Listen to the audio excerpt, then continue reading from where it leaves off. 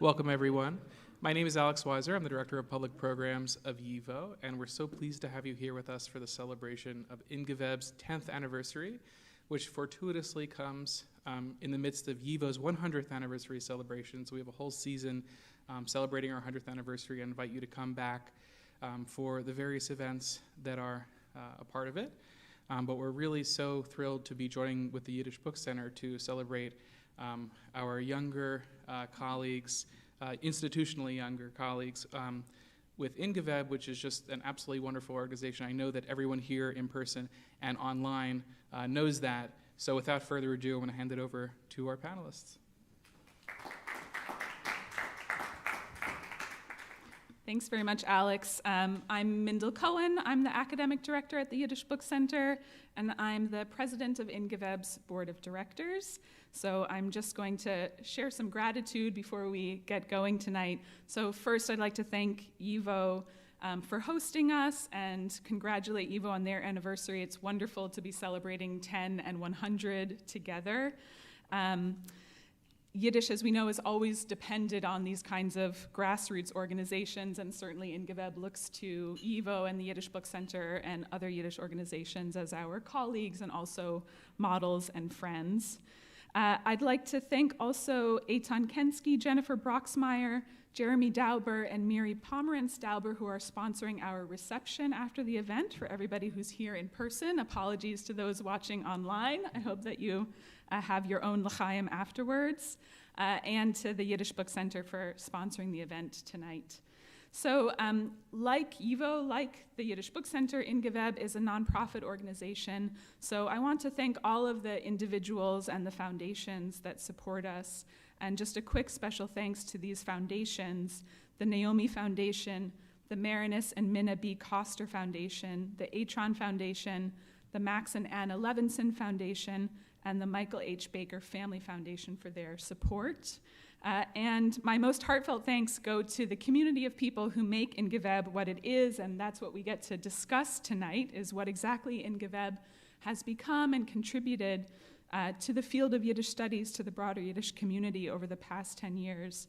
So I'd like to thank everyone who reads geveb, everybody who writes and contributes to geveb, to our editorial board and our board of directors, some of whom are here, and to our core editorial staff, who are the hardworking people who take things from submission to publication.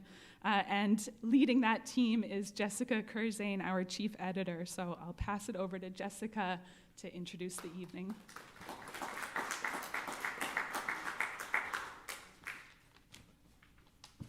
It's very typical that Mindel didn't mention herself. So I just want to also thank Mindel, who, without whom geveb could not exist. So we are here to discuss geveb, a Journal of Yiddish Studies, on the occasion of this 10-year anniversary, and also to think about how the endeavor of Yiddish studies has changed in the 10 years since geveb began, and the role that the journal has had in supporting and enabling new ideas and approaches to the field. I've served as chief editor of geveb for the past 7 years, and prior to that, I was the pedagogy editor for 2 years. I'm very energized for what the future of the journal holds, and grateful for the opportunity at this 10-year mark to pause and think about all of our accomplishments. When geveb began 10 years ago, it was a scrappy project with an ambitious vision.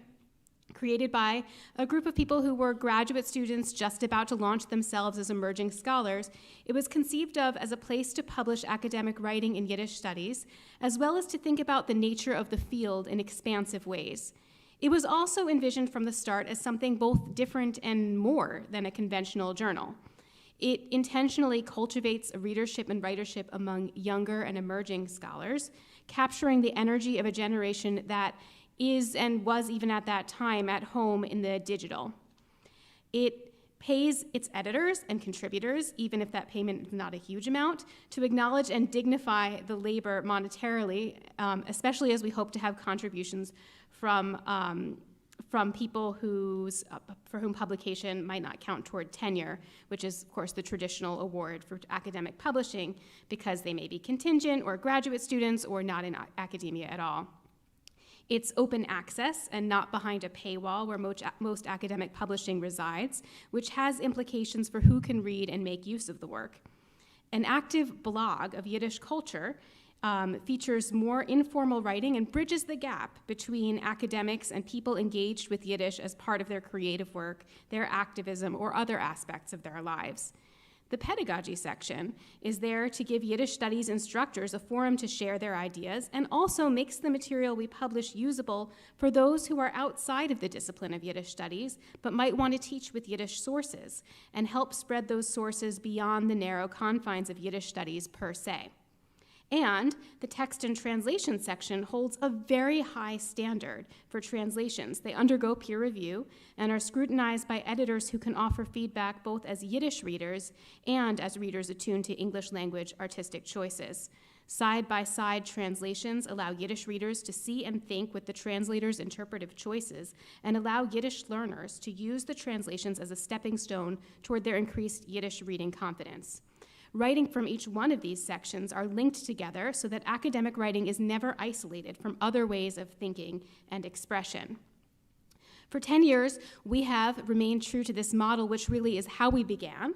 And over the course of those 10 years, with the support of all of the people who make geveb possible, this eager learning by doing approach of the nimble and energetic journal settled into a more established rhythm, with regular annual features like an annual bibliography of scholarship published in the field of Yiddish studies, an annual roundup of translations from Yiddish into other languages, and also a roundup of where you can go to study Yiddish over the summer, which is one of our most used resources.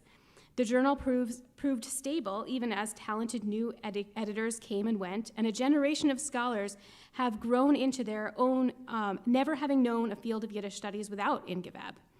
The journal has published twice, often 3 times a week for 10 years, and its library of freely available high-quality writing on Yiddish studies is rich and vast and interconnected.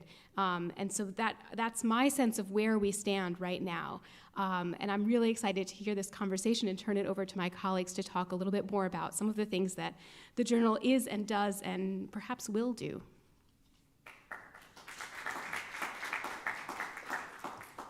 Thank you, Jessica. So tonight we've invited 4 scholars of Yiddish and members of geveb's community to begin a conversation about geveb's contributions to the field of Yiddish studies over the past decade. They'll each share thoughts on different aspects of the impact of geveb's work.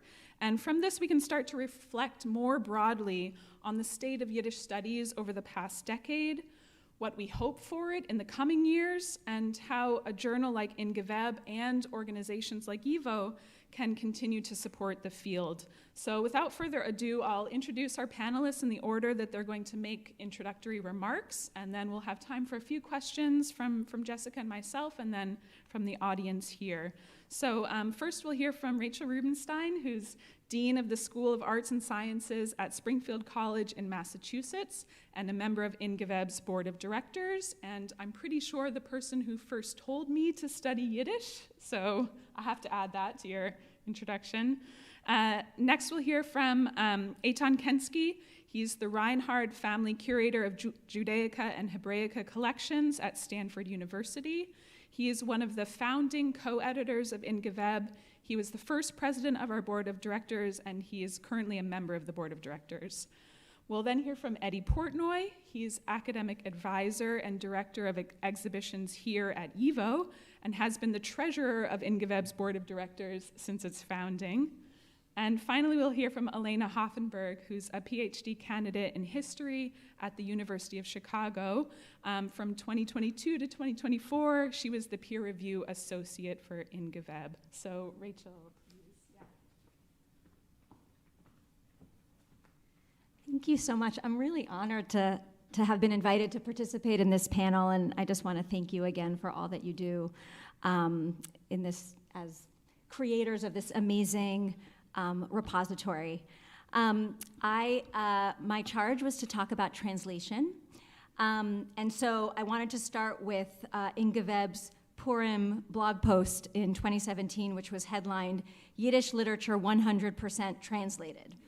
And the blog post went on to say, "It has been often claimed that only 2% of Yiddish literature has been translated into English. With this in mind, geveb is proud to announce that we are on the verge of achieving our goal of translating the entirety of Yiddish literature, all 100% of it. We've even gone back and retranslated the 2% that was already available in translation because, quite frankly, there was some room for improvement. So when I began studying Yiddish in graduate school 30 years ago, we benefited from what was then in the 1990s a new wave of translations of important texts into English.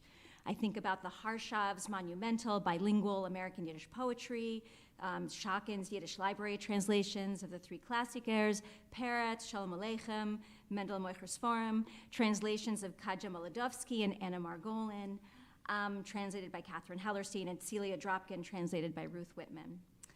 These acts of recovery then were both shaped by and in turn reinforced a version of Yiddish and Yiddish American literary history that has remained remarkably intact until now. And that received Yiddish literary history that I learned in graduate school went something like this, and maybe this sounds familiar. In Eastern Europe, the rise of modern Yiddish literature was identified with prose fiction, particularly with our three klassikers. Women wrote poetry. And there weren't that many women writers. Men wrote thick political social realist novels, but women wrote devotional, domestic, erotic poetry. So Yiddish women writers were largely poets in an Eastern European Yiddish literary culture that valorized prose. In America, on the other hand, the achievements of Yiddish literature were largely in poetry. There were 3 or 4 or 5 generations, depending on who was telling this story. The sweatshop poets, die Junge, the Inzichisten. Additional generations might include the poets of Yiddishkeit, the prolet pen, the post-Holocaust poets, although there is an implied assumption in this narrative that the Holocaust kind of marks the end of Yiddish literature.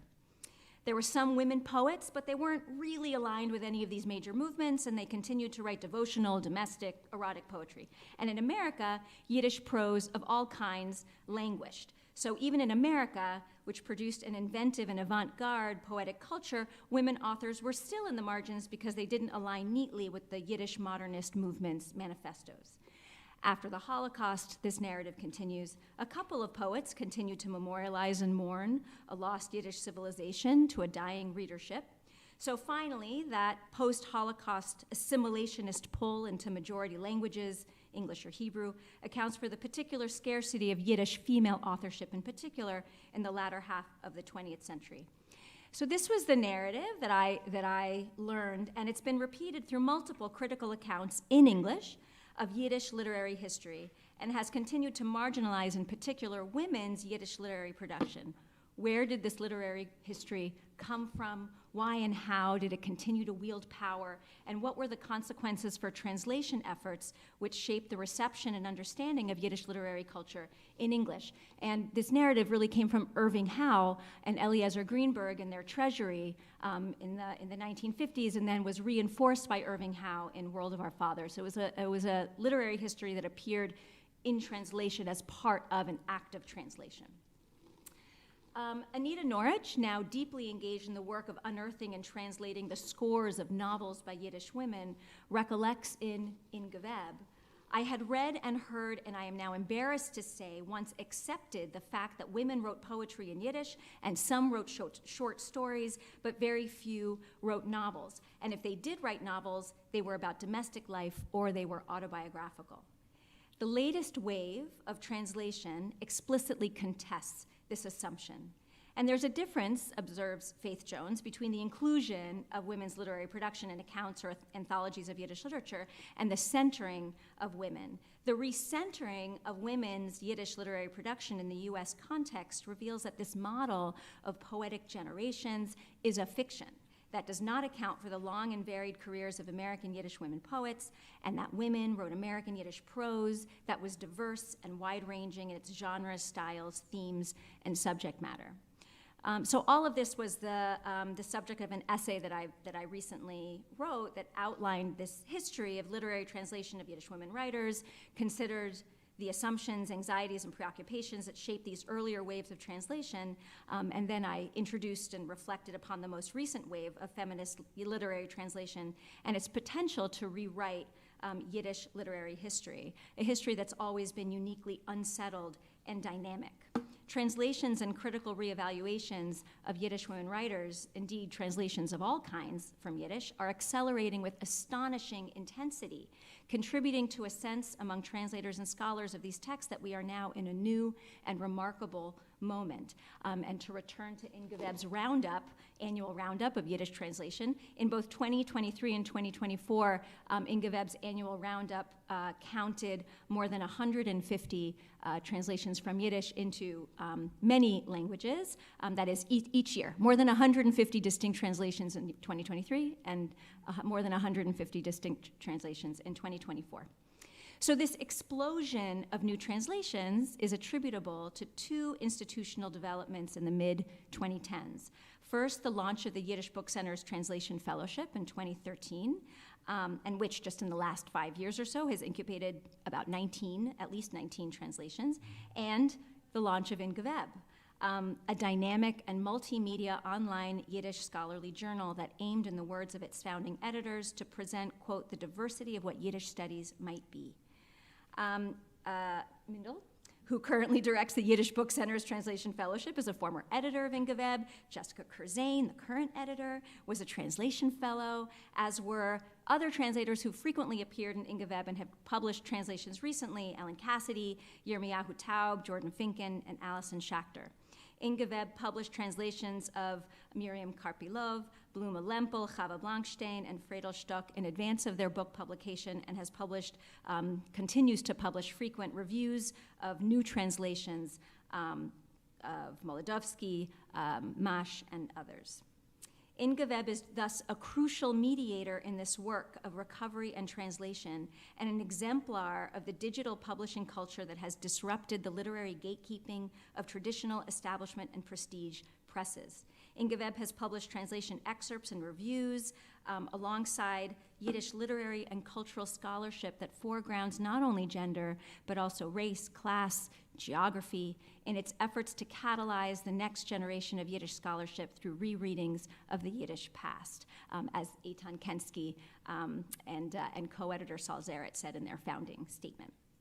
Just as Irving Howe and others absorbed and mirrored the masculine, nationalist, critical project of post-war American studies, so too does Ingeveb respond to the latest academic and cultural shifts and expansions that bring Yiddish studies into dialogue with race and ethnic studies, queer studies, gender and sexuality studies, post-colonial and decolonial studies, producing new critical approaches to these intersectional themes of gender, race, class, religion, politics, and the geographical and genre diversity of Yiddish literary production.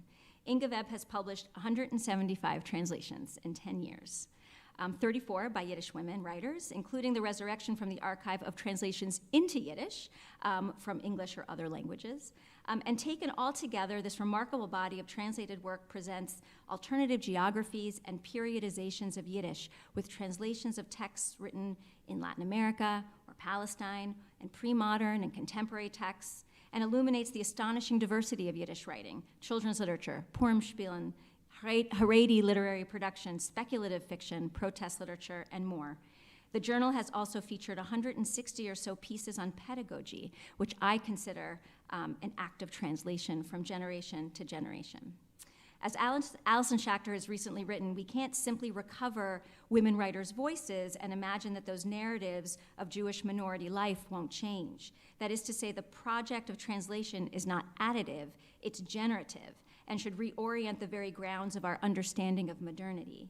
And my last thought is that it's not surprising that co-founding editor Saul Zaret's latest book, Taich, a Manifesto, calls for a return to an understanding of Yiddish civilization as foundationally translational. This argument both generates and is generated by, livnot ulehibanot, the paradigm-shifting translational transformation wrought by Ingeveb. Thank you.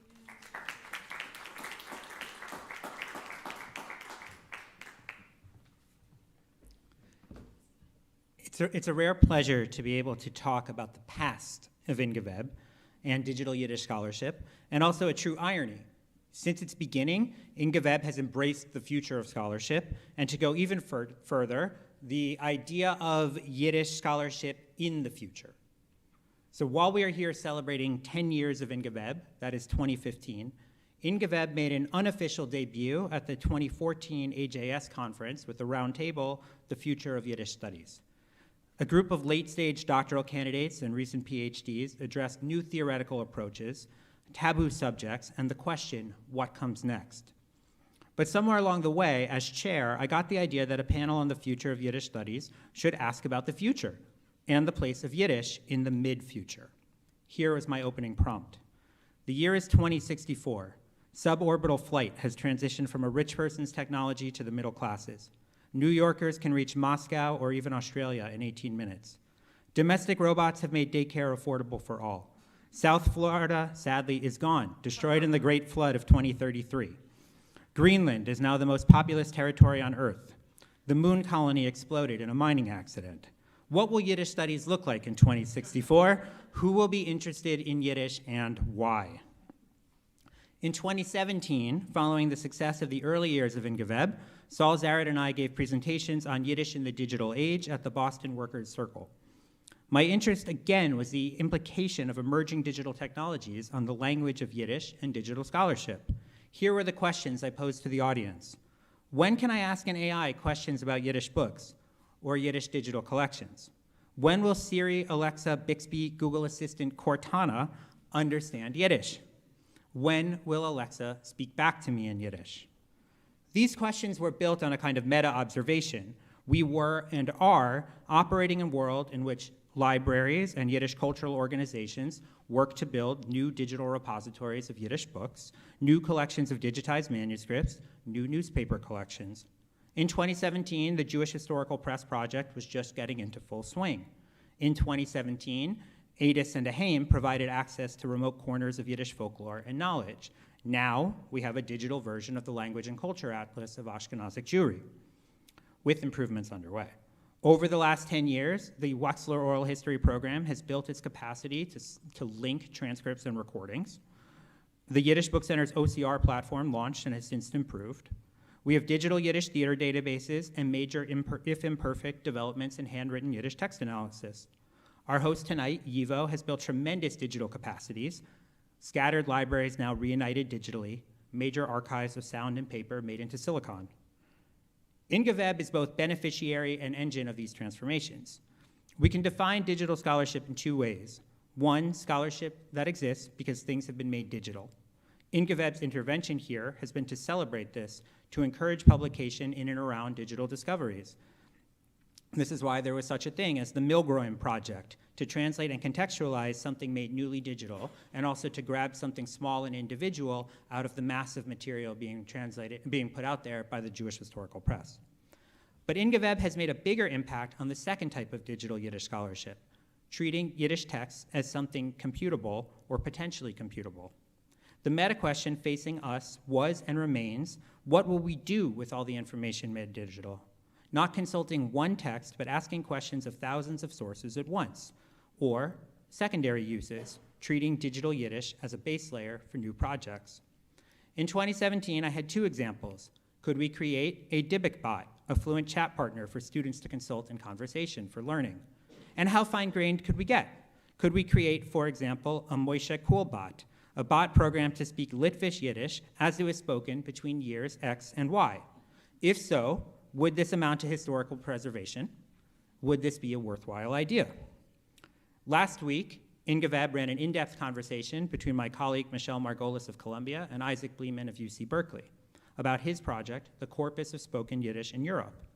In some ways, it was superficially about the problem that I suggested, repurposing the audio from Yiddish language oral histories and making them into the raw material of advanced linguistic research, using them to understand, say, Lithuanian Yiddish in the years of Kuhlbach. But the interview is also about so much more, the obstacles, potentials, and realities of digital scholarship. And yet the most important conclusion that I took from the conversation is the one that seems most InGeveb-y. The best digital Yiddish scholarship is about both terms, Yiddish and digital. The most interesting projects use the digital to expand the capacity of Yiddish, what we can learn about it as an object of study, and what we can do with it. Simultaneously, the projects use the particularities of Yiddish to make the digital better, to advance the needs of minority language speakers, minor scripts, more attentive to difference. Digital Yiddish scholarship relies on a very analog piece of technology, Yiddish speakers. 2, in the case of Isaac Bleeman's project, turned audio into data, or in Saul Zaret's recent project, shun.org, turned images of text into a functional database. Digital Yiddish scholarship relies on a network of relations and connections. It involves open dialogue and about limitations. It brings together different discourses. The best digital Yiddish projects recognize that they have to answer the question, why should Yiddish be computed? What keeps all of these things tethered and grounded in a field of study is that there is a central discursive node of geveb. Geveb is the place where these conversations come together, where new ideas are catalyzed, where discoveries are shared, where digital scholarship feels Yiddish. Thank you.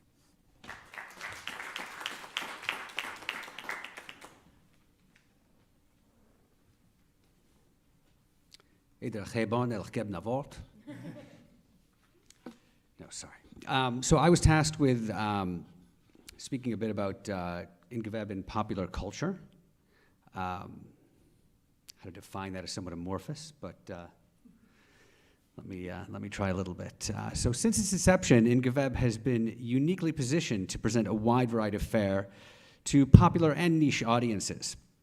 Unlike a typical peer-reviewed academic journal, geveb began with the idea that it would provide a venue for traditional academic fare, meaning vetted articles and book reviews, but it would also serve as a locus for new translations, pedagogical issues, interviews with those engaged in Yiddish labor, and also a blog where a huge variety of material appears, ranging from serious academic matters to musings on Yiddish texts and archival material, to informational pieces on Yiddish programs, to genuinely hilarious blog posts, among others. Truly, this last bit that I'd like to talk about, the blog, that is. As I said, was tasked with briefly discussing the role of popular culture in geveb, and to me, this obviously doesn't mean the vetted articles and reviews, even if they're on popular culture topics, which may fall into that category, but because they're filtered through the sieve of academic analysis, they must be considered inherently unpopular. So if we focus on geveb's blog, we wind up with a truly interesting and broad array of popular Yiddish-related topics. These matters range from musings on new interpretations of Yiddish folk songs and literature, to matters such as considerations of the best-dressed Yiddish writers and cultural figures. Early on, there was a questionnaire about the love lives of Yiddish speakers. If anyone's interested, results indicated that about 17% of respondents engaged in regular Yiddish sex talk. Larger percentages interjected Yiddish terms into sex only occasionally. 10 years of geveb's blog reveals a bevy of fine writings on all manner of Yiddish and Yiddish-adjacent activity. And while it may be a bit lazy to simply rattle some of these off, I'm hoping it will prompt some of you to go back to the blog and scroll through it. There really are a lot of compelling entries. Interviews with the writers of the groundbreaking show Transparent, the use of Yiddish in Shtisel, discussions with the Yid Life Crisis, Loshen of the Living Dead, which is a meditation on Yiddish as an ever-dying language. Of course, Shund. There's a piece on Yiddish tattoos, Yiddish in Israeli pop culture, the Tzena Rena as an educational text among the Neturei Karta in Israel. A wide variety of music posts from new klezmer to Yiddish folk metal and much more. Really a great deal more. The reality, however, is that the bulk of the blog entries the reality, however, of the bulk of the blog entries is that a minority of the material actually fits into the category of popular culture. But also it's important to note that no other publication other than geveb does this. Now, one thoroughly enjoyable aspect in the geveb blog is that much of it's written in a humorous mean. And I'm not only talking about the Purim entries, which comprise some of the cleverest and funniest material on that site. There's a solid number of posts, often attributed only to the editors, that are genuinely funny. Typically relying on in-group knowledge, these niche humor pieces seem to have no other venue but in geveb. The editors know their audience, and while they may be producing these entries really only for themselves and their colleagues, they also know that their captive audience of Yiddish scholars and the Yiddish adjacent will also enjoy them. One example of this niche work is How to Pick the Jewish Resort Town for You, which provides capsules of salient information about interwar European Jewish resort towns, along with a side dish of literary references and political snark. Quite honestly, the number of people who are going to understand this is not going to be enormous. But, of course, so what? There needs to be a venue for such things. Clearly, these comic forays do have a limited audience. And as a result, one has to wonder if they even approach the realm of what can be called popular. I suppose the point is that they have the intention to be popular, but perhaps it may be better to say that they fall into a category I just created called the implied popular. The actual size of the audience in these cases may not matter. What does, however, is that the in-group phenomenon makes in-geveb's appeal to the popular that much more funny and that much more engaging. This aspect of in-geveb, that it is both scholarly and popular, is what differentiates it from either an academic journal or a popular magazine. The contents cross over each other and complement each other in different ways, broadening in-geveb's appeal and giving it a distinct Yiddish edge. Kudos to the writers and editors who made it that way.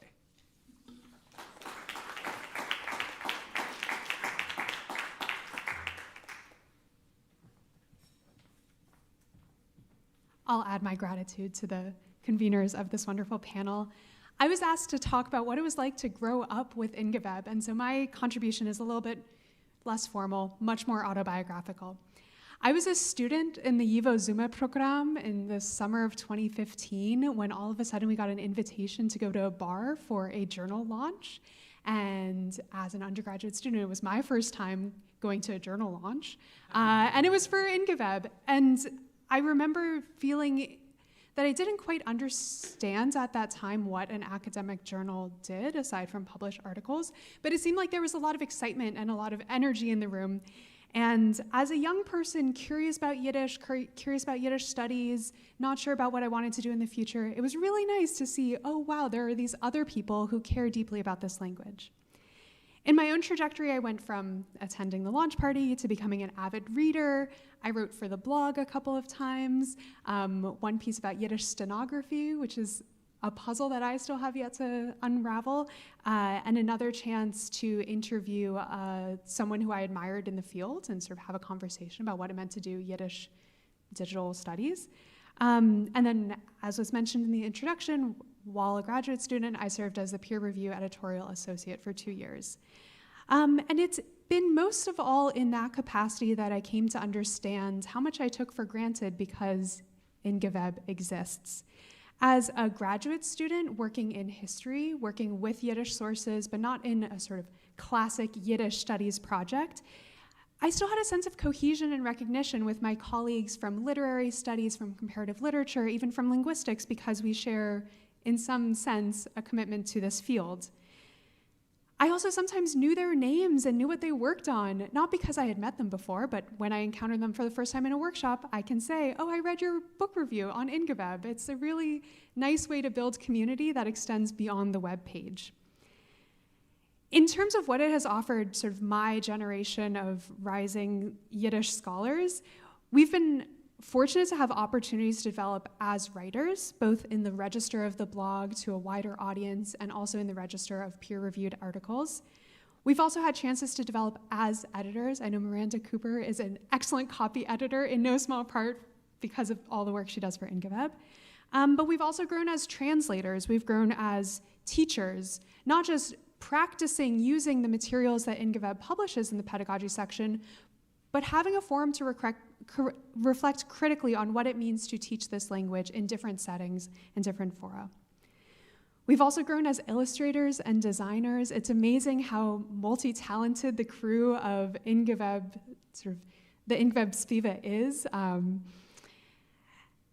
Most of all, it's helped people in my position see ourselves as institution builders. Once we saw the people who had finished graduate school while we were still in college or even before we were in college, building an institution that has had the success that INGVEB has, I think it's emboldened us to think differently about what other institutions there can be and to build other institutions, which almost always refer back to INGVEB for some of the support and inspiration. So I have in mind the Verbindungen Conference, which is digital Yiddish studies of a different sort, an all virtual conference. But it really is lovely to be able to take for granted all that INGVEB provides, knowing that it will be around for 10 more years, if not many, many more decades.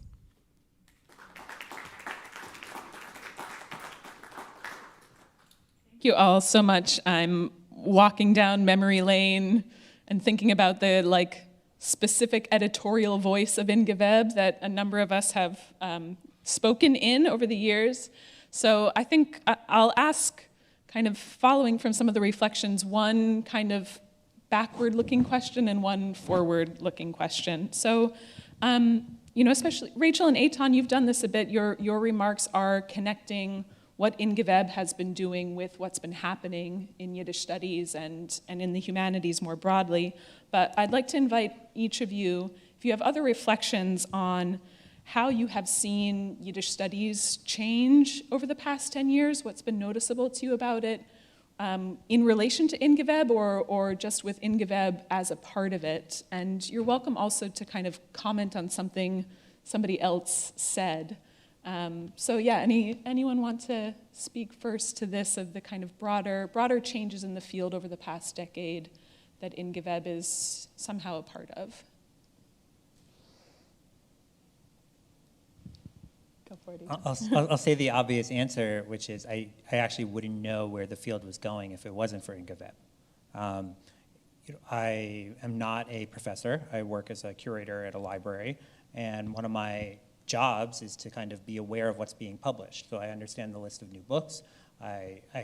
In many languages that come to us automatically, so I have a familiarity with the new books in Yiddish and adjacent fields. But the great part about reading INGVEB is that I know about these things before they're going to be coming out in book form.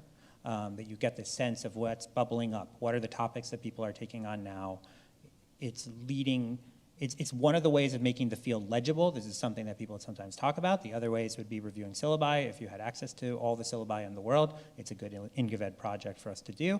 Another way of doing that would be collating all of the conference presentations and papers. And thankfully, INGVEB has its bibliography at the end of the year. So even if you couldn't really be at any of these conferences or read those papers, you could at least be aware of what's happening. So INGVEB really does kind of serve this role right now, which all the best journals have done, I think, over the years, of if you want to know what is happening in that field, this is where you go.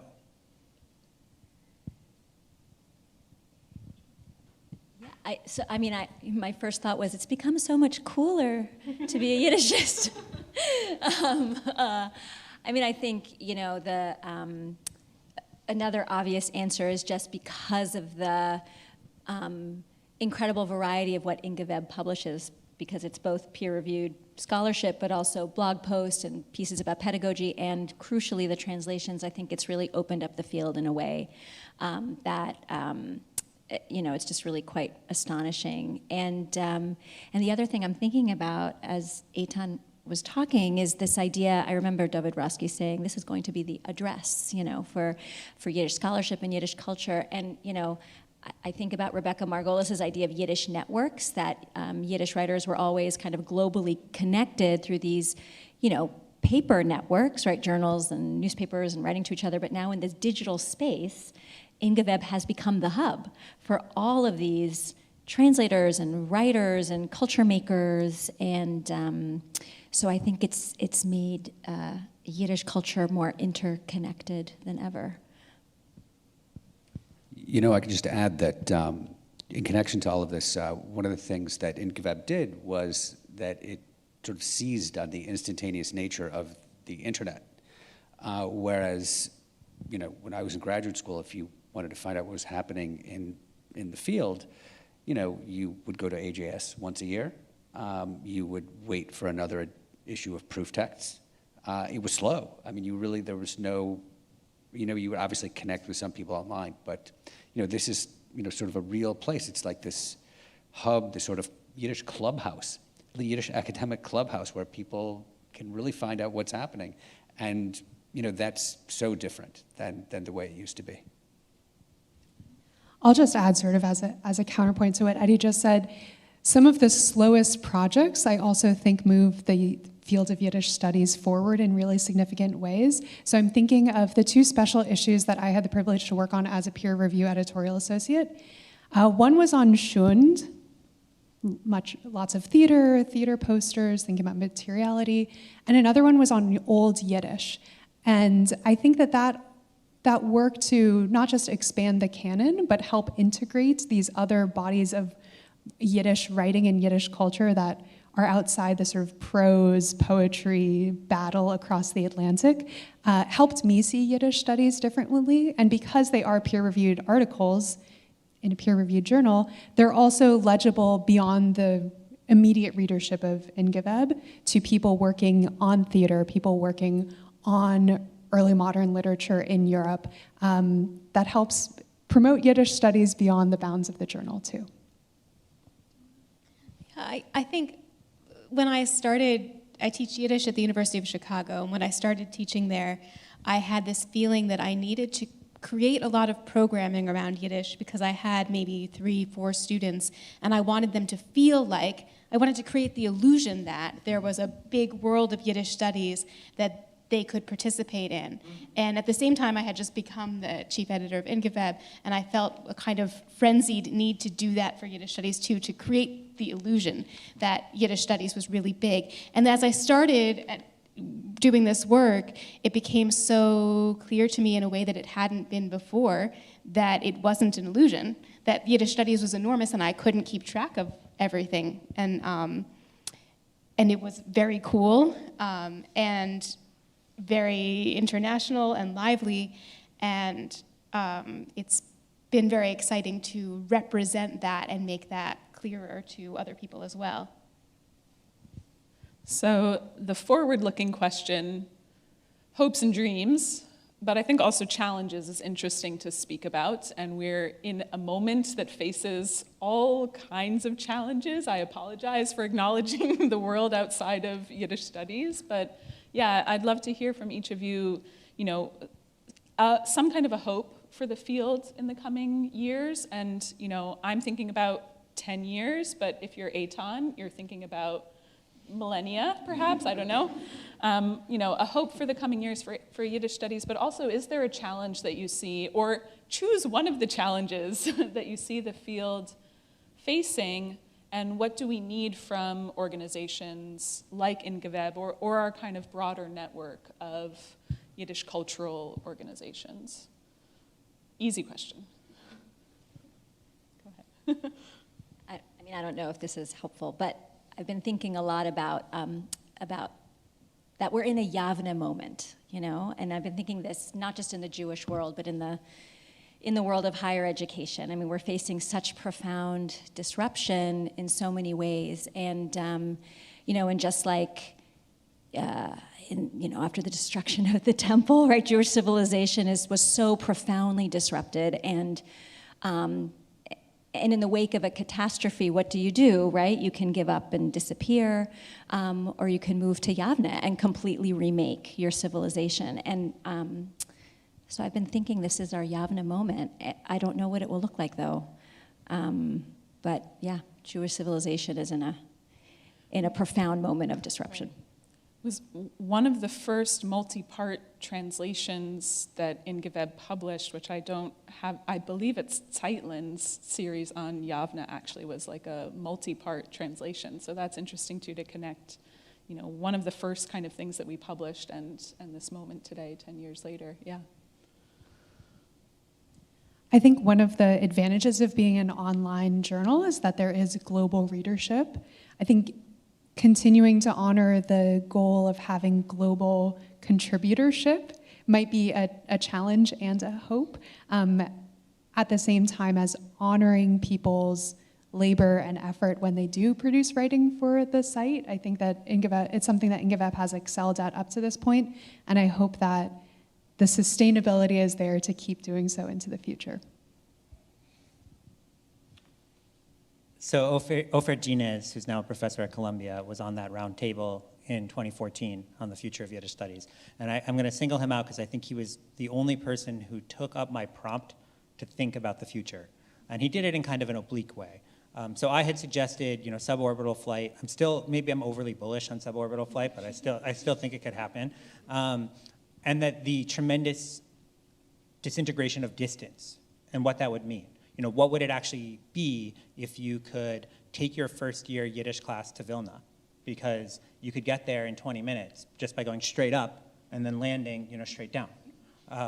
Blue Origin is actually working on this. This is a real technology. So what would it mean if you could do that? And Ofer's response was, well, what would it mean when you are even farther away from the time when Eastern Europe was the actual homeland of the vast majority of Yiddish speakers? So even though you are more close to each other, you would be even more attenuated. You wouldn't have people remembering, their grandparents speaking and joking to each other in Mama Lashon. And so I think Ofer raised a really good point, which is that wherever we're going into the future, we recede from many people's lived connection to Yiddish and becomes much more of a kind of object of study. And so these people in 2064 who pick up Yiddish and speak it, I don't know what's motivating them. I want an actual answer to that question. Is it because, as my Stanford colleague Ross Perlin has pointed out, the Haredi Jews have formed such a consistent Yiddish language education, and in which case, what happens to that community? Which ways does it go? Or is it because, as you, Mindel, earlier suggested, maybe we live in a Star Wars future where everyone speaks their own language and they just understand each other? I don't know what enables that, but perhaps it's a freeing moment. So I'm going to focus on the fact that the challenge is that if you're going forward, you're leaving the past behind. And the past was in many ways actually very generative of our current moment and gave us the Yiddish culture that we have.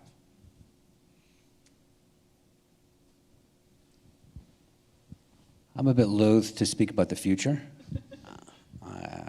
In my mind, it's a bit bleak. Purview as a historian. I don't. I'm a bad prognosticator. I don't know if it's a good idea. What would I hope for the field? What would I hope for INGVEB? I don't know. It's hard to say.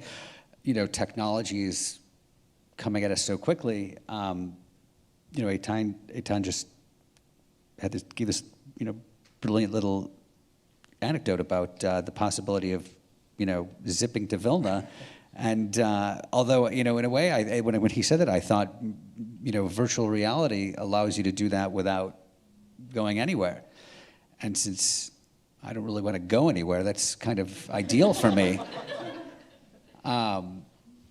If I could just sit at home and, put on one of those masks and speak Yiddish with a Moshe Kulbat, that to me is absolutely ideal.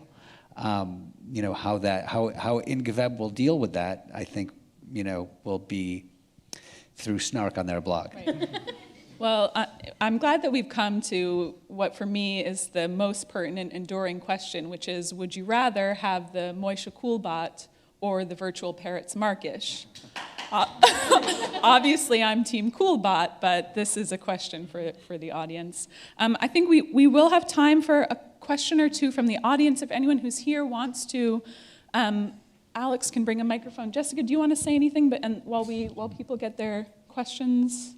No, I'm happy to hear that we should keep doing the Purim issue. That's come up a couple times, yes. And I'm a fan.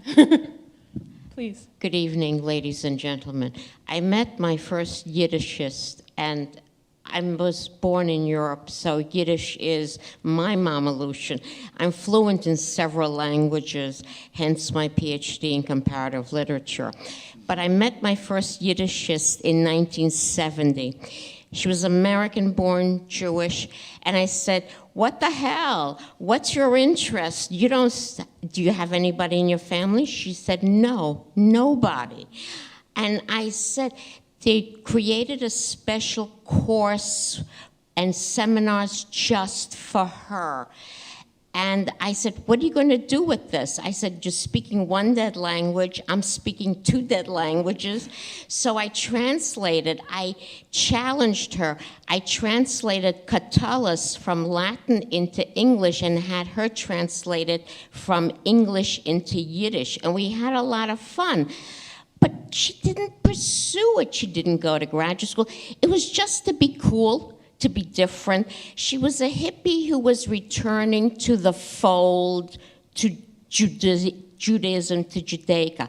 Now, my question is, as Yiddish scholars, is it possible to translate into Yiddish the non-Yiddish intellectuals, I mean, Goethe, or Catullus from every single language?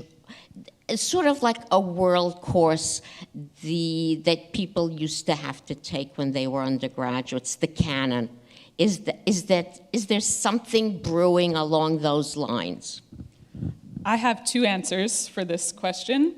One is Chaim Zhitlovsky says, yes, we need world literature in Yiddish, and you can read this. It was one of the first translations we published when I was the translation editor of In Geveb in the first year, translated by Josh Price on the worth of translations. So I just had the experience of, you know how it's embarrassing to read work that you've written 10 years ago? It's embarrassing to read work that you edited 10 years ago. But so there's a wonderful Yiddish essay from 1910 about the importance of translating non-Jewish European literature is what Zhitlovsky wants to read in Yiddish. My second answer is for National Poetry Month, the Yiddish Book Center just had a really lovely invitation from the Emily Dickinson Museum, which we live in the same town as, in Amherst, Massachusetts. They wanted to know if we had Emily Dickinson in Yiddish, and if so, would we read it? And indeed, there's Emily Dickinson in Yiddish, multiple translations. So I just discovered a beautiful translation, an essay by Marvin Zuckerman, translating There's a Certain Slant of Light, and reflecting on the challenges of translating phrases like cathedral tunes and imperial into Yiddish. So I think there are multiple answers, yes. Other thoughts on that? Are there any other? Can I just say, in response to the question of what is this Yiddishist going to do if she doesn't pursue it all the way to graduate school? I mean, if she were writing today, she would submit a blog post to In Geveb. I think one of In Geveb's many benefits is making legible the work in Yiddish studies that's done outside of people in traditional academic roles. That's what I do, I'm a blogger. There's one more question. Well, I just want to put an idea out to get the reaction, and it's my idea, and I'm a total dilettante about this and completely new to the world of studying Yiddish, just as a preface. So I may not know what I'm talking about. But during COVID, I spent an inordinate amount of time watching movies, television, reading, listening to music, absorbing everything that popped up, and came onto all of the screens that I had available.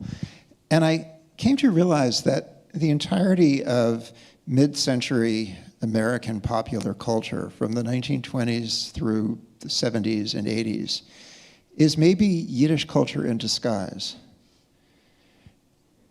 And my interest in now learning to speak and read Yiddish comes from maybe a desire to understand that sort of cultural milieu that I grew up with, and that's still very much with us. That's kind of masquerading as American, but really is maybe Yiddish. And I wondered what y'all thought about that. Well, I mean, I wouldn't say it's Yiddish or translated Yiddish. I think that an enormous number of comedians, comedy writers, and people involved in television film were Jews, and obviously their own experiences get translated into the shows.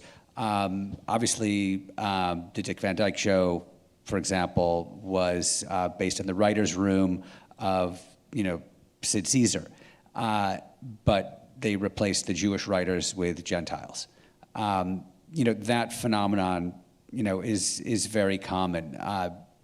The sort of quantity and quality of Jewish content in this material is often thin, but I think to a lot of Jewish viewers, many of those shows they connect to it differently, and I think that may be what happened with you. That you feel more of a kinship with what's going on than someone else might.